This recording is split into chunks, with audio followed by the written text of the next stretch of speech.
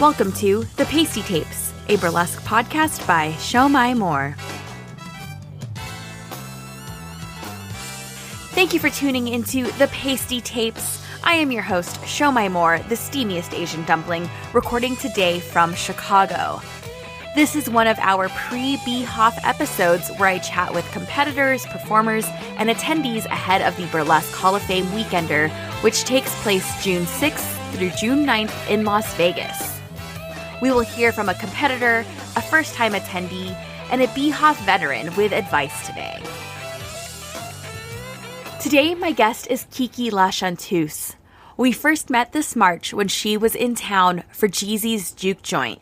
We bonded over Italian beef sandwiches with our mutual friends Loa de Boom Boom and Jet Noir when this trio was in town for Jeezy's Juke Joint. Soon after, Kiki heard she had been accepted into the Burlesque Hall of Fame in the Best Debut category. What you'll hear today is our conversation around BHoF.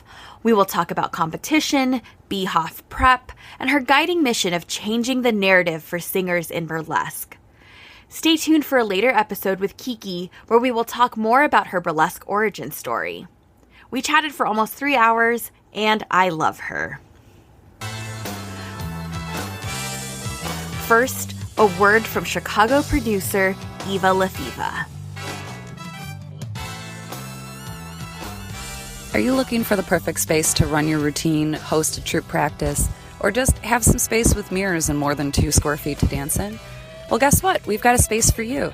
Under the Gun Theater in Wrigleyville is proud to now offer a rehearsal room space that's approximately 21 by 13.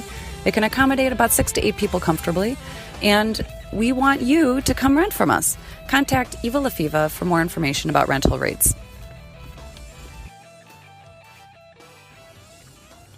Thanks, Eva. So let's jump into my chat with Kiki La Chanteuse, Bay Area singer and burlesque performer. Her life as a performer started early. She was a professional singer since her childhood and starred and performed in productions across the Bay Area.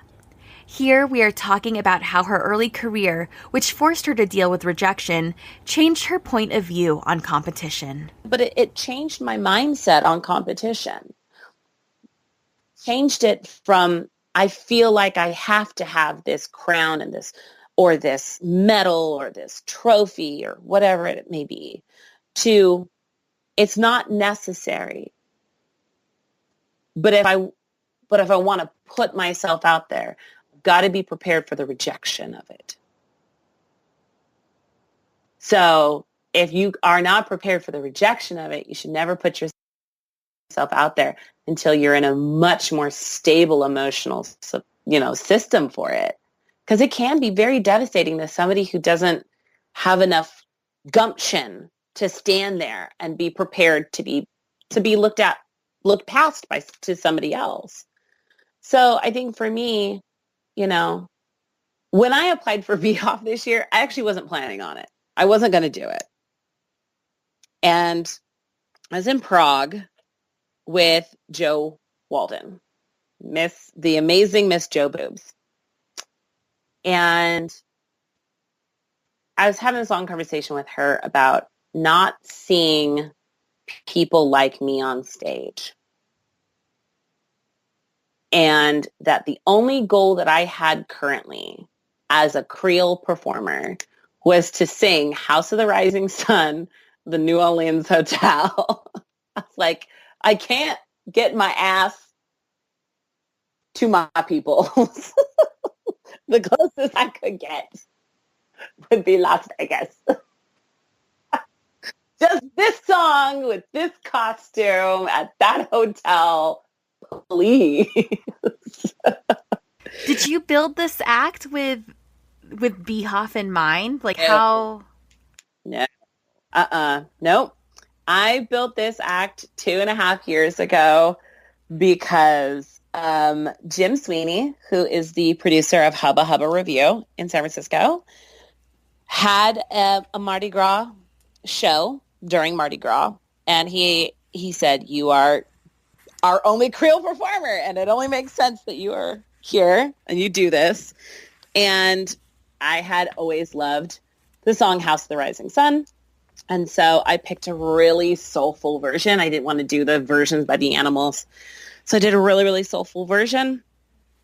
And for some reason, I just kept getting drawn to doing the song more and more and more. And I had decided I would only apply to festivals with one act for a whole 2 years. I would polish my act up as tight as I could. Even if a festival said you could apply with 2 songs, I was only going to ever apply with one song for 2 years to all of the festivals I wanted to go to. Wow. And I don't know why I thought that. I think I in the Bay, it's a little harder. We've got a lot of shows and a lot of performers. So sometimes it can feel like you need to crank out acts. And I really wanted to polish this act. I was like, you know what? This act's too fun. The costume's too fun. I'm going to do this one. And then it started being like, this is the act for that BHoF stage. I don't care if it's Thursday night. That's, my whole goal was just Thursday night. Right. I just want to do Thursday. just once. So I actually applied with this act last year and I didn't get it. And so I was like, okay. And then I said, okay, I'm not going to apply this year. And I kind of got scolded by Joe Boobs and I got scolded by Egypt Black Nile. And I got scolded by my burlesque moms, both Alada Boutte and Sergeant Device. Wow, that is quite the stack of people to get scolded by. I thought I was going to get my bottom swatted like a child. If you did, I wouldn't be surprised. Oh my God. You have a powerhouse of people, behind you. Okay. I'm very, very lucky. Yeah, my prep for BHoF has been a little, fixing the mistakes that I did the first go around. Okay, right. I think we all have that. Yeah. Okay, so are you, did you redo your whole costume from what I saw at Juke Joint? No. So I only did a couple add-ons to it. So at Juke Joint, you saw a different corset. Okay. This is a brand new corset for this particular, for the act now. It is a lot more boobalicious. I am so excited. I am so excited to see this. What?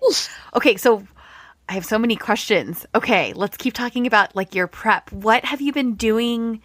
So you're working on the look. You've been working on the look with these upgrades and all of that.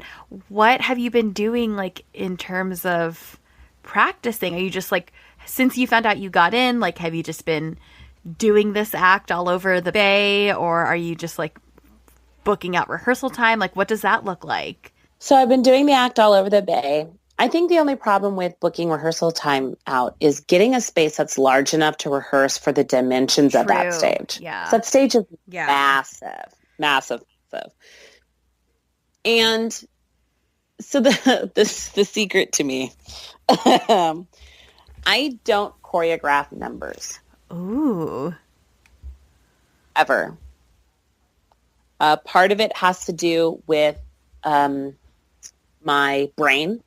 I was in a car accident 3 years ago, and so I have a traumatic brain injury. And so retaining information can be very difficult for me personally.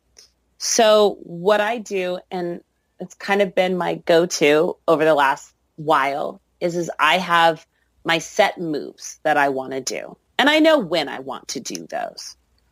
But getting from point A to point B is not choreographed. For me, the acts look more real and more genuine when I don't choreograph every single minute of my 3 minute 28 second act. So there's points that I hit every single time, which also makes lighting cues a little difficult for me. I have to go with a little bit more of an in general form. I'm do kind of this at this point, kind of make it this.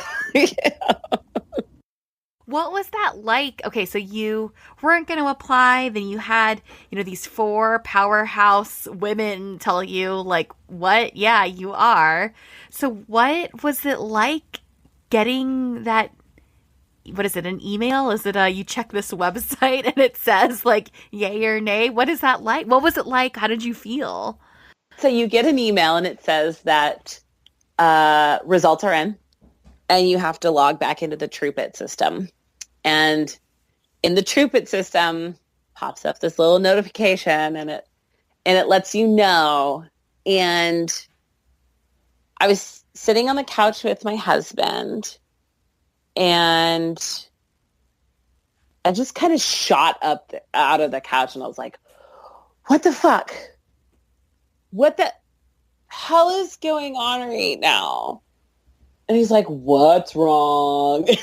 Right. Like prepared for you to like, yes. Yeah. Yeah. He's all ready. Right. He's all ready. And I just remember I started pacing the length and width of my house. Like every room, like I walked from my living room to the back of my bedroom. And then I paced my bedroom. And then I came back in the living room. And then I went to the kitchen. I paced the living room. I was like, wait a minute. Okay. Yep. This is, yeah. Okay. Oh boy. Okay. Well, and I just started calling. I called Sarge first. And she was in Paris. And I forgot that she was in Paris. So it was 2:00 in the morning and she got the phone call. And right. And then I called Egypt. And then I called Joe and I said, oh my God. And she gave me beautiful words of advice. And I couldn't call Alada because she was in the middle of doing Beach Flag in Babylon. So I don't want to bother her. And then I called Jim Sweeney. And one of the reasons why I called Jim Sweeney was he was the first person to ever allow me on a stage for burlesque. And he had told me about 2 months into me doing burlesque, he goes, you are going to be too big for the Bay Area. He goes, he called it. He said, you're going to travel. He goes, you're going to travel. He goes, you're not going to be in the Bay for most of your performing. And then I called my mom, and my parents were very sweet and very supportive, but they had no clue what the hell I was talking about. So did you have to explain like the lore of BHoF while you're trying to be really excited and get them like hyped up for you? It was bizarre. I had the phone on speakerphone. Of course, my husband knew how important this was and stuff like that for me. And I was like, so Mom, it's like the biggest event in burlesque. And she's like, okay.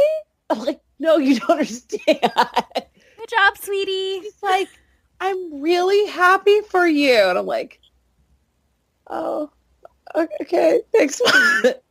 Thanks, Mom. I'm happy too. Right. So that, I don't think it really, really fully hit me that it was happening and I really was doing this until about 3 weeks ago. Okay. Wow. Yeah. I kept myself pretty well distracted. Yeah. With just in general BHoF stuff. Having to redo parts of the costume or add on parts of the costume kind of kept me really distracted. And because I'm very meticulous about what I do and how I do it on my costume, having to completely re-rhinestone the corset kept me busy for a good solid week. I mean, it is stoned. It is from the videos and clips that you've posted. Like, I know it's going to be blinding, and I know how much work that took. The irony is, it's not fully stoned. What? It's not fully stoned. Wow. I didn't want to fully stone the corset because I didn't want to change the illusion of the shape that corset gives. Yeah. Not that it's an illusion, because it's not an illusion, but the corset is, I'm very curvy, and the corset is cut in a very, very curvy pattern. And so the waist is a very, very nipped, and the bust is very, very full. And because it's a deep plunge corset, I felt that if I put too many rhinestones on it, right at the nip in the waist, that it would destroy the line. And the illusion that I wanted was this big sparkle of curve. So past the boob, there is spacklings of rhinestones, but it's not fully covered. The hips are fully covered. The nip in the waist nips in to the center part of the corset, and the rhinestones kind of encrust around the boobs. So it gives it, so the sparkle that you're seeing is the curve that is created by the corset. On Sunday, I'm like allowed to look at this, right? Like I can look at this on Sunday, Yeah. on Sunday. Absolutely. I will absolutely, for you, pull out the corset so you can get your hands on it. It's a costume. Of course you can touch it. We throw these things on the ground. You should absolutely be able to touch it. So, okay, I have to ask. Okay. So one of your thing in doing this, right? Your mission in doing this, I guess your North Star in this whole process is, and you mentioned this earlier, wanting to change the narrative for singers in burlesque. What do you, as a singer in burlesque, what do you think is the current narrative, and what do you hope to change? How do you want it to look like? Like, what are you hoping to do by being on that big ass stage in this fabulous corset with your very powerful voice, all of it? Back in the day, if you had a specialty talent, you worked with animals, you worked with, had a snake or a bird, or you did magic, or, you did a fan dance, which wasn't super popular back then, or you did a giant balloon dance, which wasn't super popular back then. Or if you sang, you were considered a specialty act. Somewhere along the way, the specialty acts either became normal or they became novelty acts. And they got placed in a completely different category. We were placed in the variety category. And it was actually separated from what everybody else was doing. And not that it was intentionally looked down on, but it became filler. It hurts me to think people considered me as a novelty. And when I apply to festivals, and I've been told this by people, I've been told this by festival producers, well, you're a novelty act. And that's just not what we're looking for our festival. We don't think you have the danceicality to do it. And I want to change the mindset to show that people who are singing are not to be used as filler. They should be used just like any other performer. They should be just as wowing as any crazy, ridiculous Sally Rand fan that's out there. Because at that point, our voice is the fan. Our voice is the balloon. Our voice is the animal trick or the crazy costume removal. I think it really kind of hit home after a conversation with a producer where they pretty much told me the reason why we didn't have you on our festival was because they viewed me as a novelty act. And for a minute, I was hurt. I was real hurt for a minute. And then I I went to a class with world famous Bob. My mother, fabulous world famous Bob. Yes. Yes.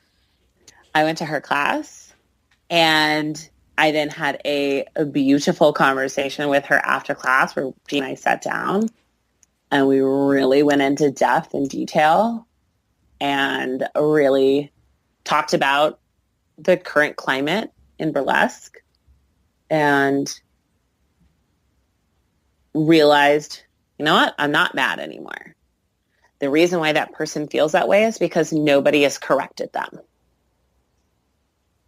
The reason why that person's made that comment is because their eyes are not opened. And we cannot open eyes unless we are ready to stand up and say, I am here. This is what I do. I am valid. I am not your filler. I am not your token singer. I'm not your... And then on top of that, I'm not your token black plus size singer. Right. Okay. How do you feel about, I feel like you're bringing so much to this, to this Saturday competition, showcase, whatever. I feel like you're bringing so much. Like, how do you feel about also representing for the big girls, for the BIPOC girls? Like, what does that feel like for you? I almost went on a diet before off. And I sat down with my husband and I said, I don't understand why I have this feeling. And then I realized the reason why I have this feeling is we have not seen a lot of plus size bodies on the BHoF stage in a little while. Right. Not that we haven't had them, but we haven't had an abundance of them for the past 4 or 5 years. And I said, you know what? I don't got no time to fix these costumes if I lose too much weight. Right. That is a good point. That is a point out of necessity. That makes sense. And then 2, I was like, you know what? This is the body I had in the video. It's the body they picked from the video. It's the body they want to see on that stage. They would not have I would not have gotten chosen had they not liked what they saw. Right. And I am sick and tired of feeling like I have to fit the mold for burlesque in the mainstream. Not that that's what's going on currently on our personal community, but the mainstream ideology of it. And that's one of the reasons why I almost didn't apply was we haven't had a plus size queen in a long time. Like, okay, well, I have to get on the stage once to compete for queen. Right. We can't have a plus size queen if there's no, plus size people in the debut category. Like that's just how it works. I know that if I do this, somebody else out there will have at least enough courage to apply that may not have applied. They may not get in. They may not get in for a long time. They could, and that was the thing. I was prepared to never get into BHoF. But as long as I applied, I kept the opportunities open. I was like, you know what? Eventually they'll get sick of me fucking applying and they'll just put me on that stage to get me to leave them the fuck alone. That makes sense. I think that's a reasonable thing to do. I know a lot of performers do it that way, right? They have their act that they're going to keep trying and, it only took 2 tries for you. If I ever have the courage or when I have the courage to apply to BHoF, when I'm ready, that's what I'll do. Just give them one over and over and over. And over again. Sounds like it worked. It worked for you, so I'll take my chances. I will say this. I think this year is a year of a lot of firsts. I think the variation on what we're going to see on the stage is crazy. We have husbands and comedians that we wouldn't typically have seen in past years. And we've got our plus size and our non-gender conformities. And, you know, and I think BHoF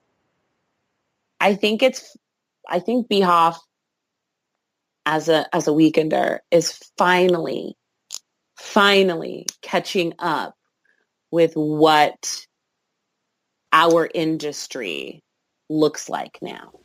And I said, and I just think it says a lot for the people we have that are working very, very, very hard to change boundaries and narratives and push people to feel uncomfortably comfortable in themselves. And I think that it will allow for so many more individuals moving forward to feel as if they absolutely can apply rather than feel like they can't because they haven't seen X, Y, and Z. You're a part of that. Still a little bit. It's gonna be a beautifully epic year. I think it's gonna be one for the record books for sure. Okay, Kiki, thank you so much for being on the Pastie Tapes with us. This was such a beautiful conversation with so much insight. You have shared so much about your process and your journey. I learned so much in this call. Tell me, where can people find you on the internets or support you on the internets? So I am on Instagram under Kiki La Chanteuse. I also am on the Book of Faces under the same name. You can also check out my website, which is currently being revamped, so give me a minute. It's kikilachanteuse.com. Thank you so much. I will see you so soon, Kiki. Thank you so much for having me. This was amazing, and I had such a great time talking with you.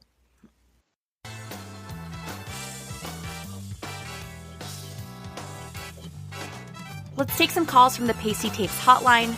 First up is Boobs Radley from Chicago. Hi, this is Boobs Radley calling from Chicago, Illinois.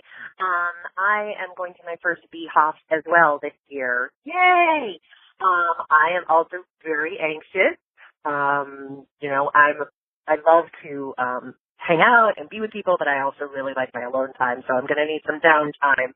So if you see me and I'm not looking at you, it's not that I'm rude. I mean, it could be because I'm rude, but it's probably because I'm just like, people need to be alone. Anyway, that was a lot more about my psyche than I wanted to share. But anyway, I'm super excited to see Team Chicago up on that stage, especially Gia Lady and Dahlia Fatal and Shimbaboo. And I know Tila Von Twirl is going to be there as well with all of the Zoom. I forget who else. But I'm really excited to cheer on everybody from Team Chicago. I'm just like over the moon that people I know and love are going to be on that stage competing and performing and showing how amazing they are and how amazing that Chicago is. I am packing basically everything. I'm definitely going to be over the weight limit on my suitcase, so I will be exceptionally poor because I will have paid so many baggage fees it was not even funny. But the most important thing that I am packing is a pair of rhinestoned Chuck Taylors because I am an old bitch, and if my feet hurt, I turn into an even older, nastier bitch. I actually do get older if my feet hurt. I age 10 years. It's amazing. But that happens when my feet don't hurt anymore. It's like a Benjamin Button thing. Anyway, I'm battling. When my feet hurt, I am a terrible bitch. So I rhinestone a pair of Chuck Taylors, and I will be probably wearing them with everything because I believe in comfort. And that's my babble on BHoF. So enjoy. Thanks. Boobs is one of my favorite people. I am so excited that we are doing our first BHoF in the same year. She is a big-bodied singing burlesquer. She is such a joy to watch on stage, is a super hard worker, and is one of my go-to people when I need a little help navigating the Chicago scene. Boobs welcomed me so warmly to Chicago, and I hope BHoF welcomes her with the same open, glittering bosom. Next, we have some advice from frequent BHoF attendee ChiChi Roniz. Hello, this is ChiChi Roniz from Honolulu, Hawaii, sharing some tips that I found helpful for BHoF. Unfortunately, I won't be attending this year, but I have gone the past many years. Definitely go to Barry's if you get the chance. There's also a really great Mexican food restaurant across the street from it. You need your fix. In Honolulu, we don't have very good Mexican food. Pace yourself. There's a lot going on, a lot of people to visit with, especially for Show More. You seem to know all sorts of people having that luxury of being on the mainland and getting face-to-face time. I'm a little bit on the shyer side, so it's harder for me. But it's a great time.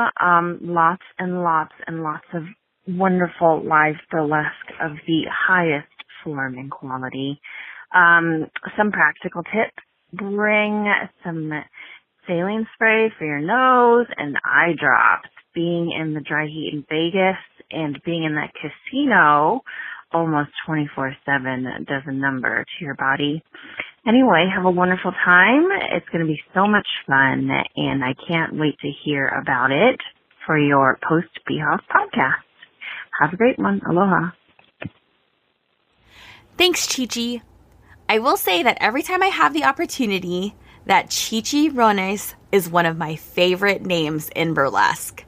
I am biased since I, too, am named after food and have a lot of food-based acts. But ChiChi Roniz really takes the cake for me. Thank you, ChiChi, for such practical advice. If you want to dial in and answer our current prompt, leave some feedback, or give a shout out to your burlesque crush, give us a call on the Pastie Tapes hotline. Our number is 1-530-PASTIES. That is 1-530-PASTIES. In number form, 1-530-727-8437. You can also send me a voice memo on your phone and email it to thepastietapes@gmail.com. Is this hitting your ears before or at BHoF? Leave me a message with your BHoF reactions. Thank you so much for listening to The Pastie Tapes. You can follow us all across social media at The Pastie Tapes. You can always leave us a love note at thepastietapes@gmail.com. Thank you so much. I will talk to you soon. This is Show My More, the steamiest Asian dumpling with The Pastie Tapes.